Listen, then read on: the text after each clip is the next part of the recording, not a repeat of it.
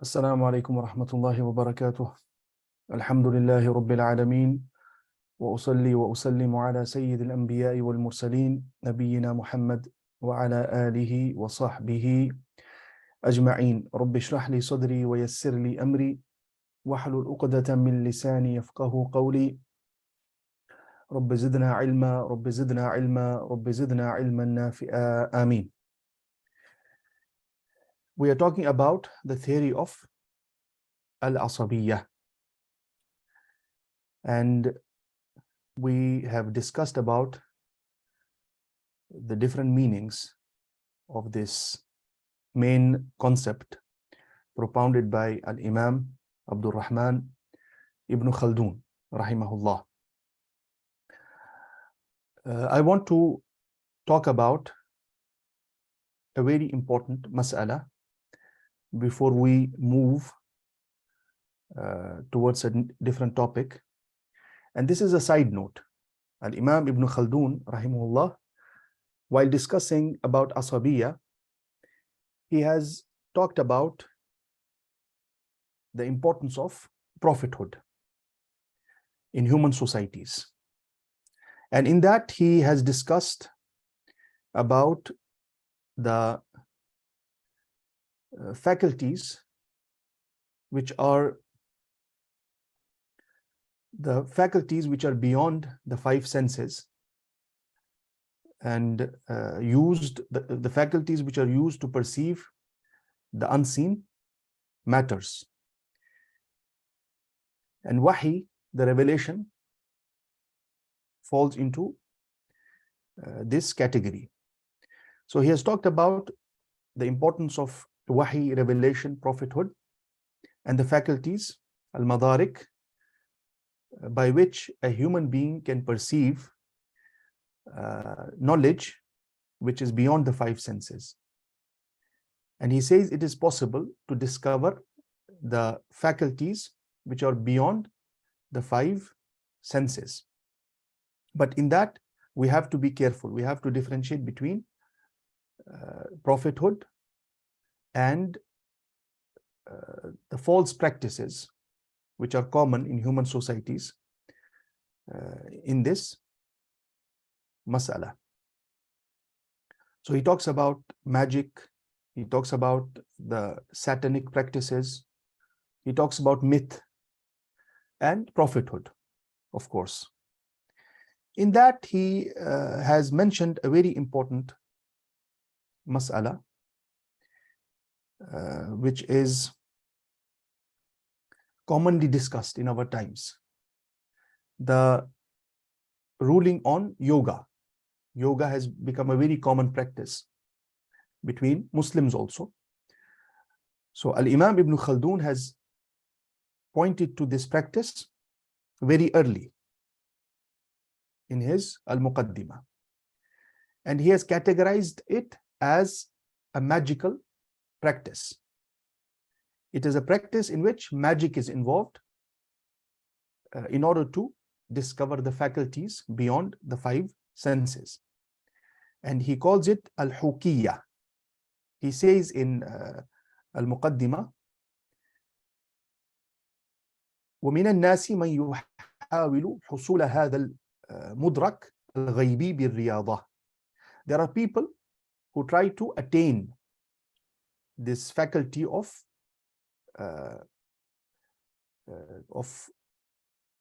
the faculties which are used to perceive the unseen by birriyada, by discipline, by disciplining their bodies, by exercise, various exercises. فَيُحَاوِلُونَ بِالْمُجَاهَدَةِ مَوْتًا صِنَاعِيًّا بِإِمَاتَةِ جَمِيعِ الْقُوَى الْبَدَنِيَّةِ. So they reach a point by mujahada, by strong discipline, they reach a point where they cause death, artificial death, to their physical faculties. And in their physical faculties, they sleep, and the faculties which are used to perceive the unseen, they become active. So he says that beyond wahi, beyond revelation, there are ways to discover these faculties which are used to perceive the knowledge of unseen, the faculties beyond the five senses. And this is common between human beings, different religions. There are practices by which people in different societies and religions, they try to go beyond the five senses. And in that he says, وَمِنْ هَؤُلَاءِ أَهْلُ الرِّيَاضَةِ السِّحْرِيَّةِ. And from these are the magical practices, the practices which involve magic. يَرْتَاضُونَ بِذَلِكَ لِيَحْصُلَ لَهُمْ الْإِطِّلَاعُ عَلَى الْمُغَيَّبَاتِ وَالتَّصَرُّفَاتِ فِي الْعَوَالِمِ. They practice it in order to reach the unseen knowledge. And he says the majority of these people are in the extreme south or the north, particularly Biladul Hind, the Indian subcontinent. وَيُسَمُّونَ هُنَالِكَ الْحُكِيَّةِ. They are called al-hukiyya, or this practice is called hukiyya. And the muhaqqiq has mentioned in the footnote that this hukiyya is yoga. It is yoga, which is a very famous practice. So Al-Imam Ibn Khaldun has connected yoga with magic. And it is very interesting to note that magic has remained a very important practice in the pre-modern societies and religions. Magic, myth, and the Quran also mentions magic in the times of Fir'aun, and we have strong focus on magical practices and how to safeguard ourselves from the influence of jinns, evil eye, magic, sihr, by ruqyah. We have daily adhkar. So this shows that magic is something which influences people. Magic is real, and it had a very important place in the pre-modern and primitive societies. Particularly if we take two examples, Judaism and Hinduism. Magic has remained ingrained in these two religions. Judaism in the form of Kabbalah, and Hinduism also magical practices like yoga and other practices. So this is what Imam Ibn Khaldun says, that in order to understand a particular society, its rise and fall, we have to understand the role of religion also, the role of unseen in that society. Yani, we have talked about the importance of mu'ash, the economic activity in a particular society, the political system, the role of authority. But beyond that, we also have to understand the role of their beliefs, their belief system. And belief system is usually about unseen. So how do they approach the faculties which are beyond the five senses? What are their religious practices? Are their practices based on pure revelation from God, or are they based on the satanic and magical practices? So this will also determine the rise and fall of that particular nation or people or society. So this is more about understanding the culture, religion, or we can keep this in the framework of anthropology, sociology, understanding the religious practices and how did the pre-modern societies differ from the modern societies in their religious views and practices. So myth, magic, unseen knowledge which is beyond five senses, was ingrained in their culture, in their practices. And this has completely changed in the modern age. So this was a side note about yoga. It may help us in understanding the religious framework or outlook of a particular people or nation. Now, coming back to the topic of asabiyya, there is another important mas'ala which Imam Ibn Khaldun has discussed about asabiyya.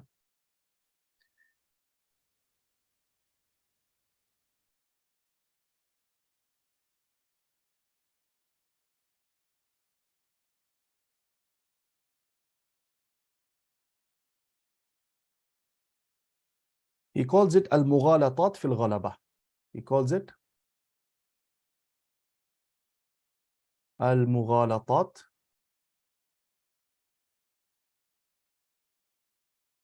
fil ghalaba.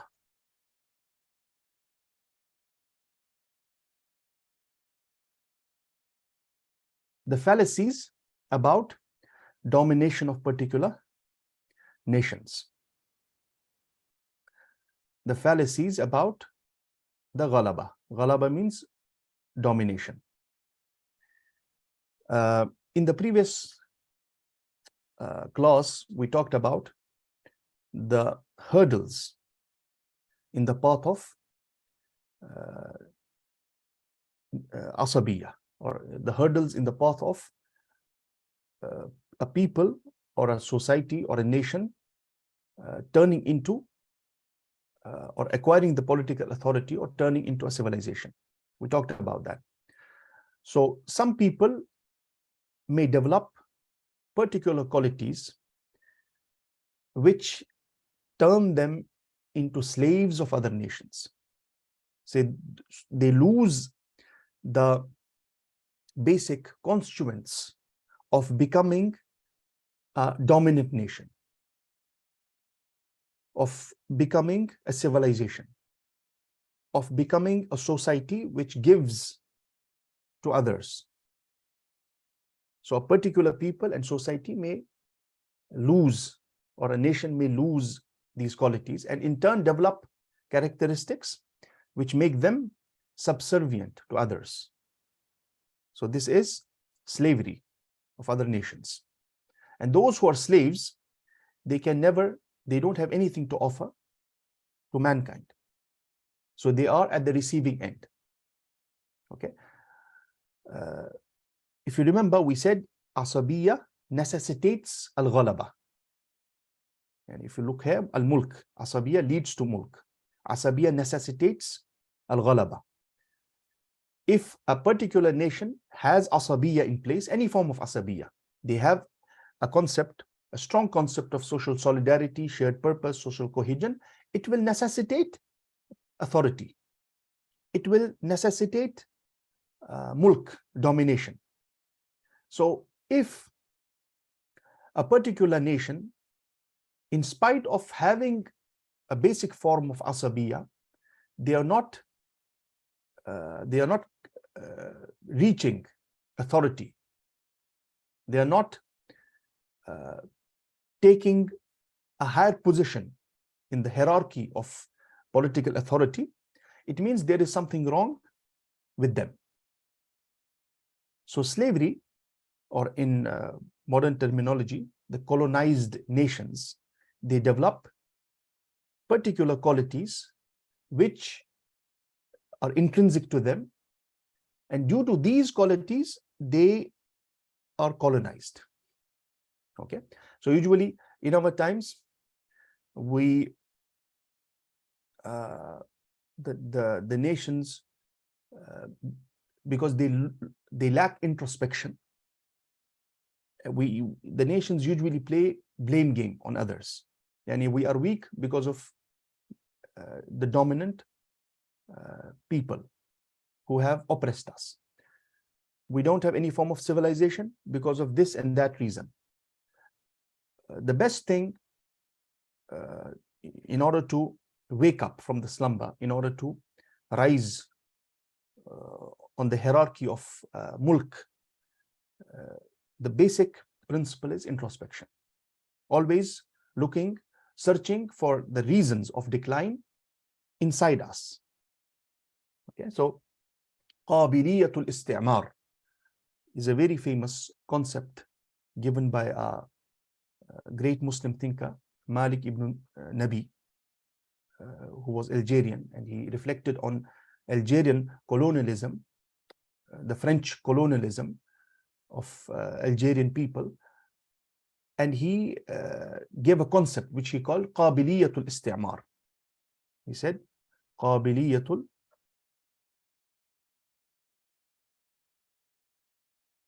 istimar.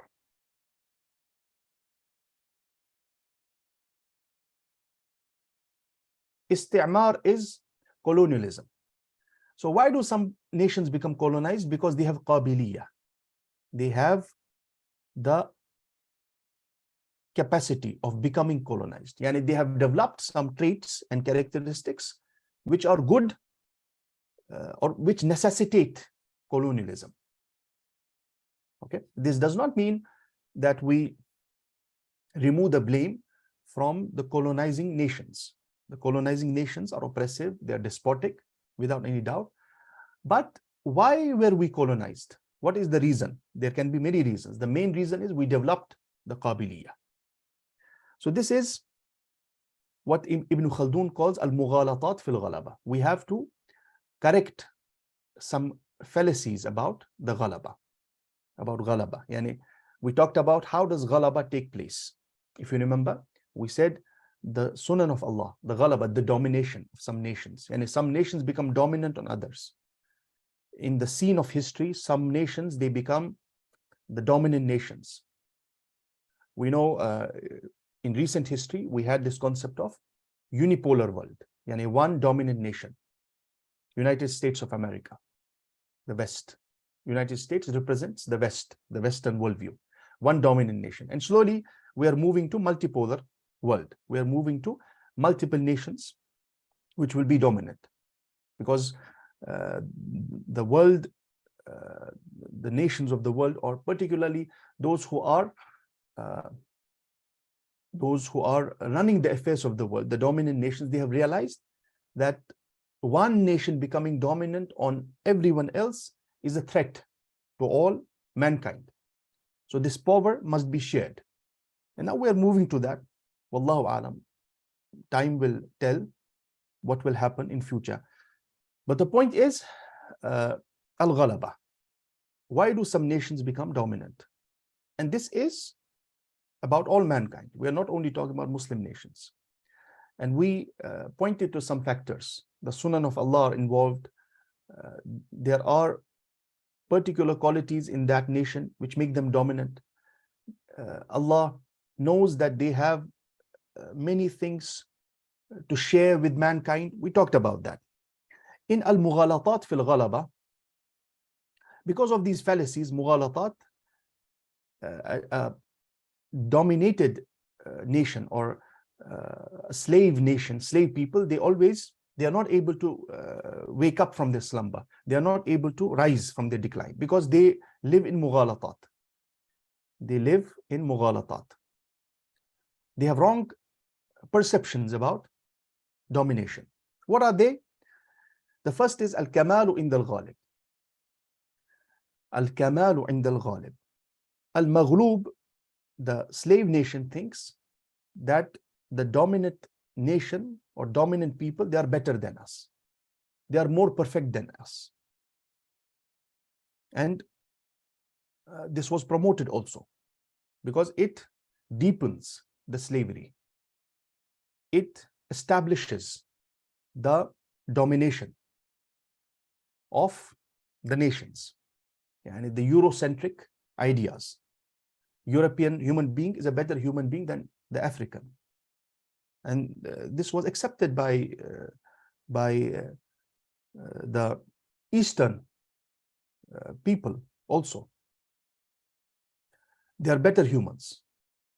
Or the yardstick of truth, beauty, the ideas are European, is the European yardstick. And the beauty is fair and lovely. Beautiful means white, not black. So on and so forth. And this is very, this is understood. This is now it has become manifest. The Eurocentric ideology, which was thrusted on mankind. So when the slave nations those who are at the lower level of hierarchy, they start thinking that we are slaves of this nation, or this particular nation, they have become dominant because they are better than us. They are more perfect than us. This is a fallacy. This is a wrong idea. Missing the point that understanding the matters of ghalaba in a deep way. Ghalaba does not only occur because a particular nation is better than others, more perfect than others. There are many factors involved.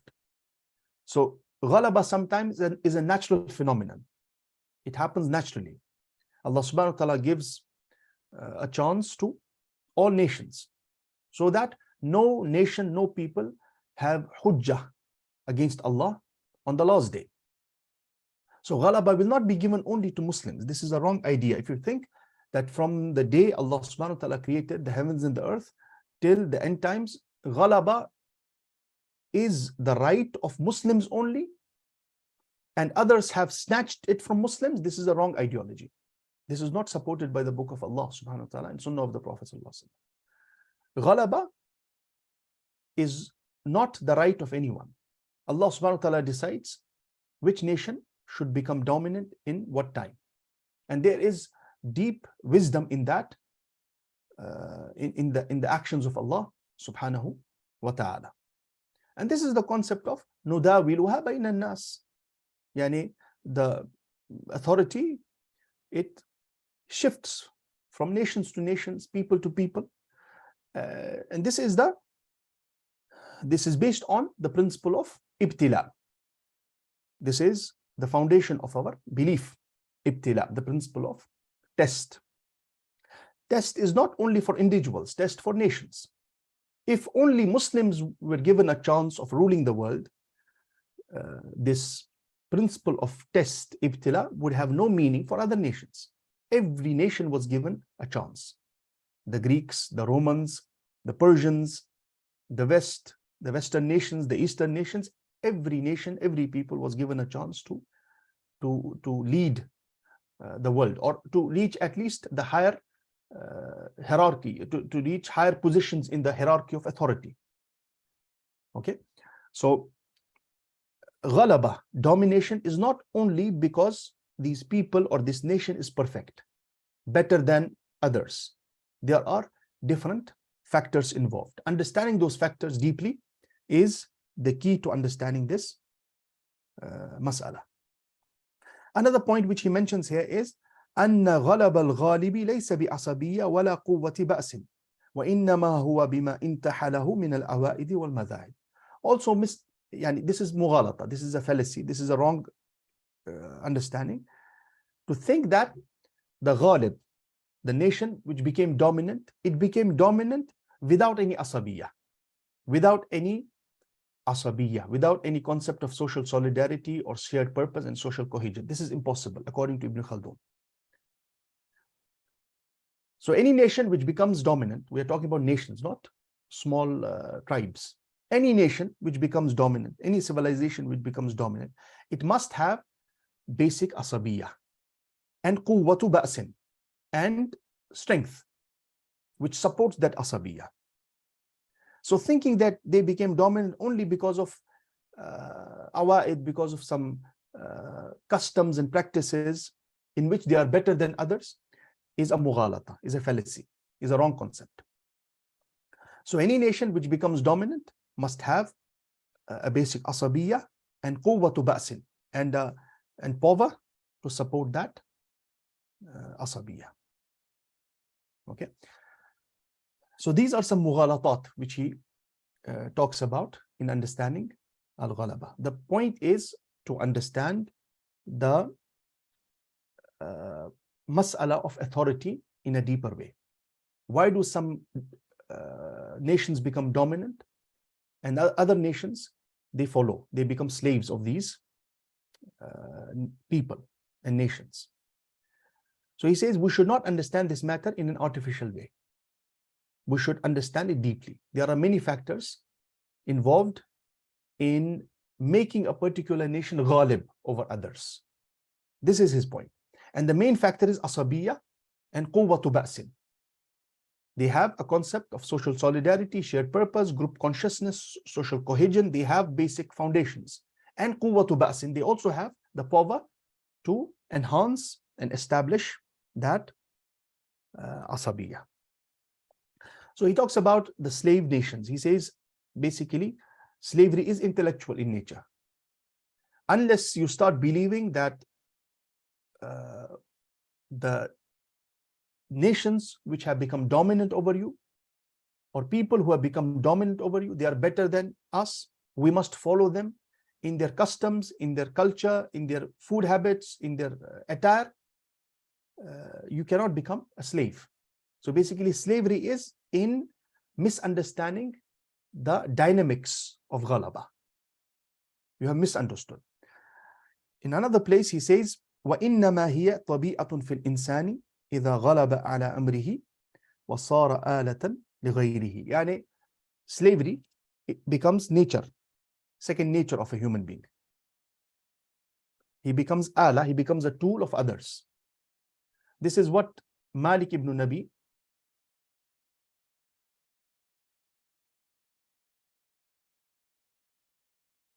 Algerian thinker, Muslim thinker, called qabiliyatul istimar. The qabiliyah, the capability of becoming colonized. Ibn Khaldun calls it alatun, he becomes ala li ghayrihi, or tabi'atun fil insan. It becomes his second nature. So unless people start thinking bad about themselves, wrong ideas about themselves and the dominating nations, they can never become slaves. They can never become slaves. So slavery is intellectual in nature. When you start thinking that those who are dominating us, they are better than us, they have better to offer, we are no one, you start hating your identity and you lose your identity. Remember, identity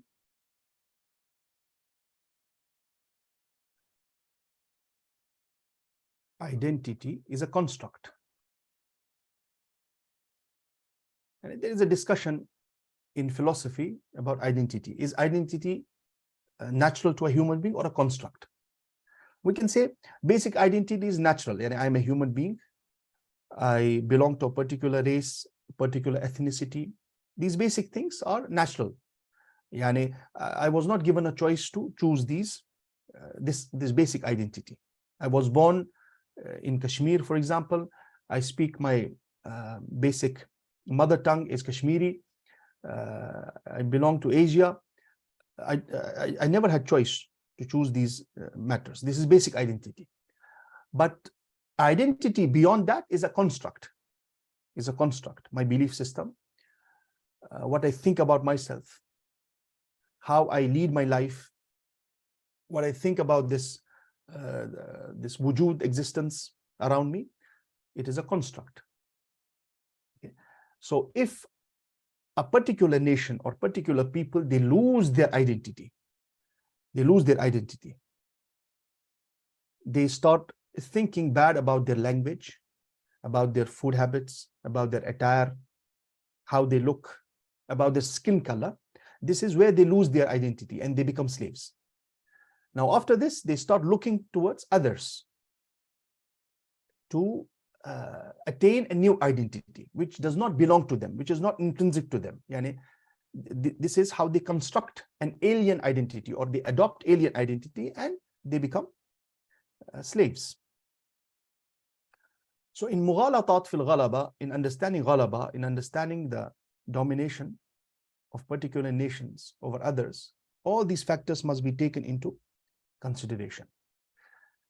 And another thing which Ibn Khaldun talks about is the nature of nations. We have the tabi'ah of insan, which is like identity, the nature. And then we have the secondary and tertiary natures. We have basic nature of a human being. Can it be changed? This is a discussion in akhlaq. Can all forms of akhlaq be changed? Can we change the basic nature of a human being? And some people are very sharp in their understanding. Some people are dull. Some people, they are short-tempered. We can discipline these qualities, no doubt. We can discipline, but can we transform these basic qualities completely, which means changing the nature of a human being? There is a discussion about that. There's a discussion in the ilm of akhlaq, in the ilm of ethics or mannerism. So if we say that the basic nature cannot be changed, and this is the test, this is the test of for human beings in this dunya. And based on this, we have a particular ilm which is called ilmul firasa. Ilmul firasa, the ilm by which you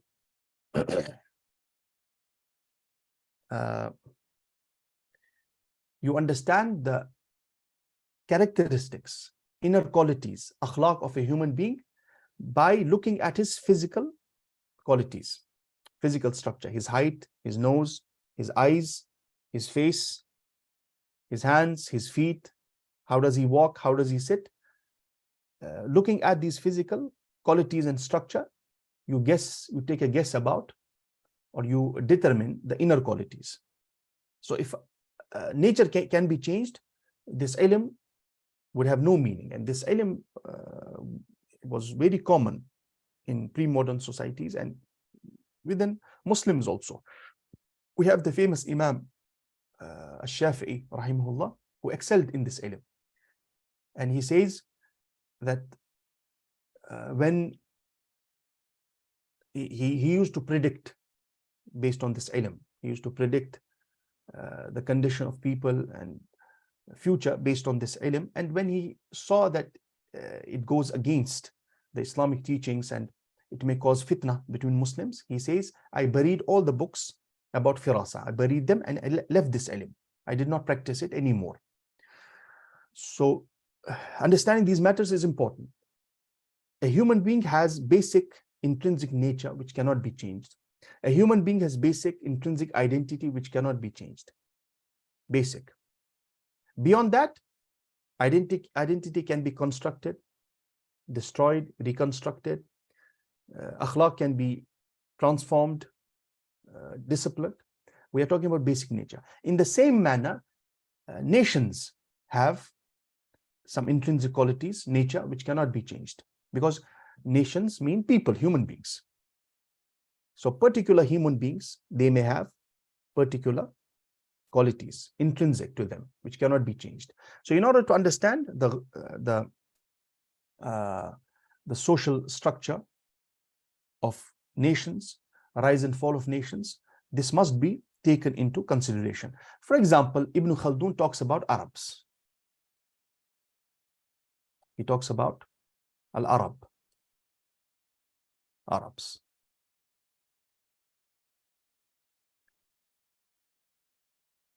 Because this is relevant to Muslims. Ibn Khaldun is a Muslim philosopher. So he talks about Arabs. How did Arabs reach the highest level of hierarchy in history?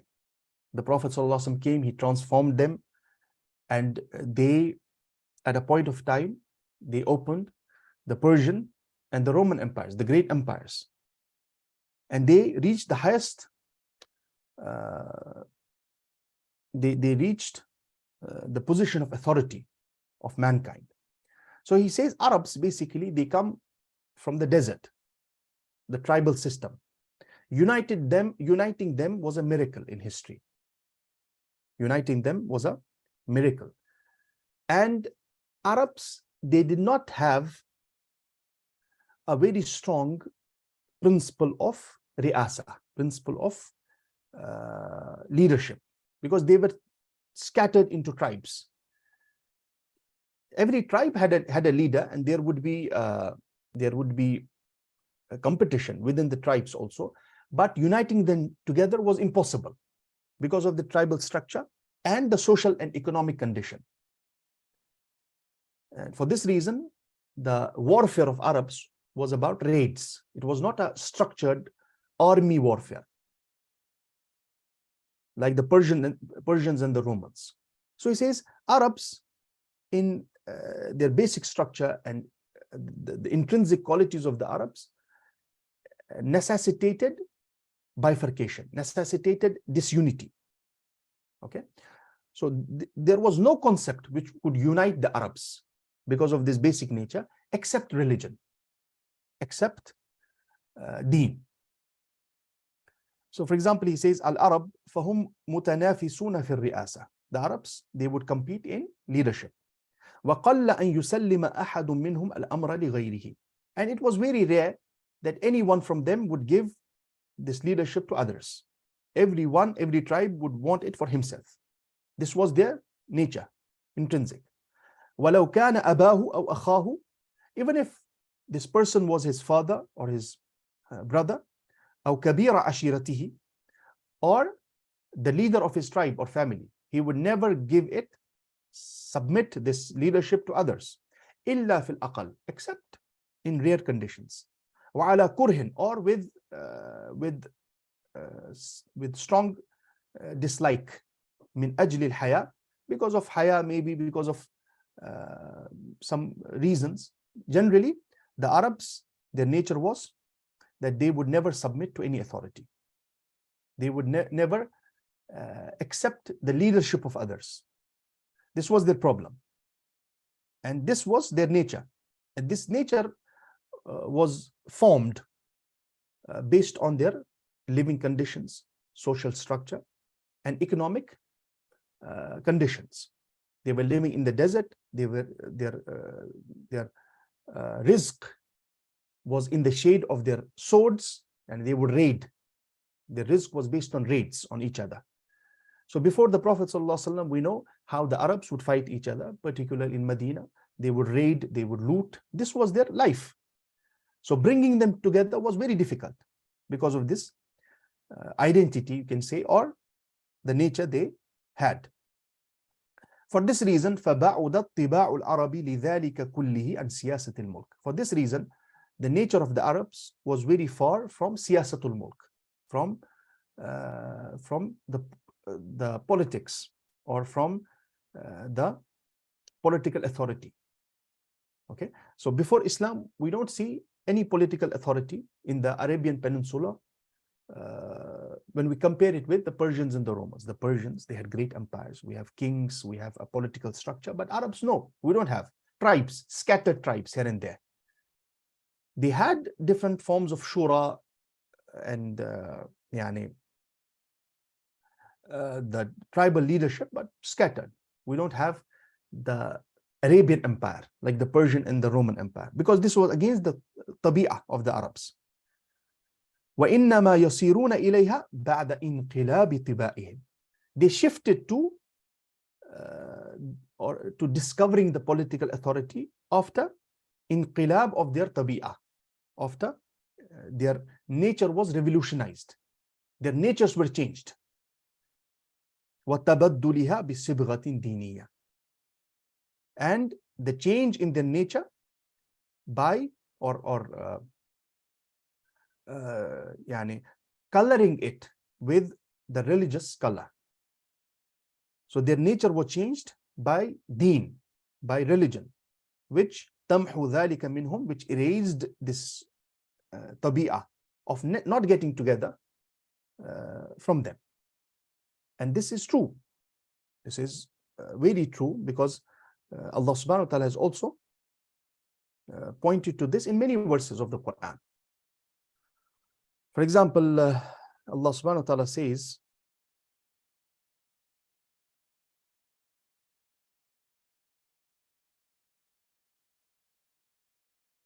in Surah Al-Anfal, أعوذ بالله من الشيطان الرجيم, بسم الله الرحمن الرحيم, وَأَلَّفَ بَيْنَ قُلُوبِهِمْ. It is Allah who reconciled between their hearts, between the hearts of the Arabs who became Sahaba. And it is Allah who brought together their hearts. لَوْ أَنفَقْتَ مَا فِي الْأَرْضِ جَمِيعًا مَا أَلَّفْتَ بَيْنَ قُلُوبِهِمْ. If you had spent all that is in the earth, you could not have brought their hearts together. Now this is important. O Prophet sallallahu alaihi wasallam, if you had all resources at your disposal and you had spent and used those resources, you would never bring them together. Why? Because of their nature. And this nature, as we said, was determined by their social condition, their political structure, their economic condition. If you had spent all that is in the earth, you could not have brought their hearts together. But Allah brought them together. وَلَكِنَّ اللَّهَ أَلَّفَ بَيْنَهُمْ إِنَّهُ عَزِيزٌ حَكِيمٌ. Indeed, He is exalted in might and wise. And this is one example. There are other ayat. So understanding the nature of nations, what are they capable of? What are their weaknesses? What are their strengths?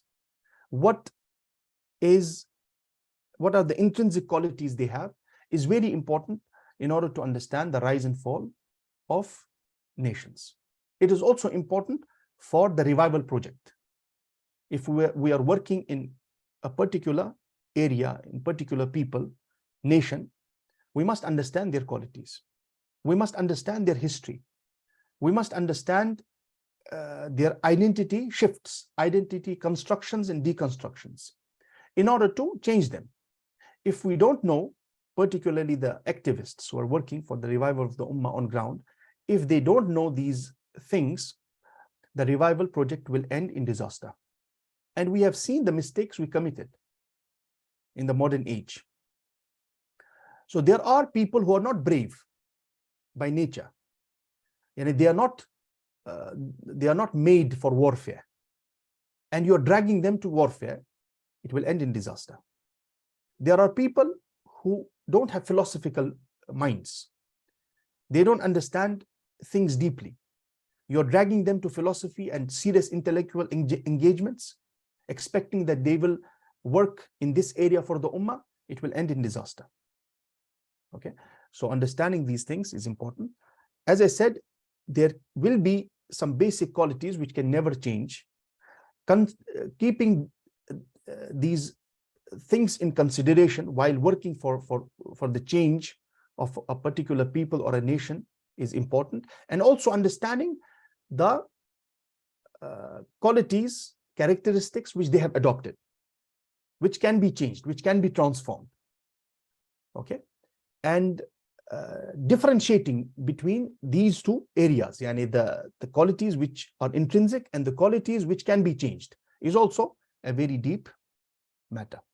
Inshallah, in today's session we will stop here, because the discussion about al-umran al-bashari and al-asabiyya has ended here. And inshallah, in the next session we will move to the political system. After Imam Ibn Khaldun discusses about asabiyya and al-umran al-bashari, he moves to the discussion about ad-duwal, the political structures, the states, the concept of state before the modern nation state. How did Ibn Khaldun understand it? What is the role of political authority in understanding the rise and fall of nations? We have pointed to some concepts. Inshallah, we'll discuss about it more in the coming sessions. And we may incorporate it with the discussion about political theory, because another important component of Islamic worldview is political theory.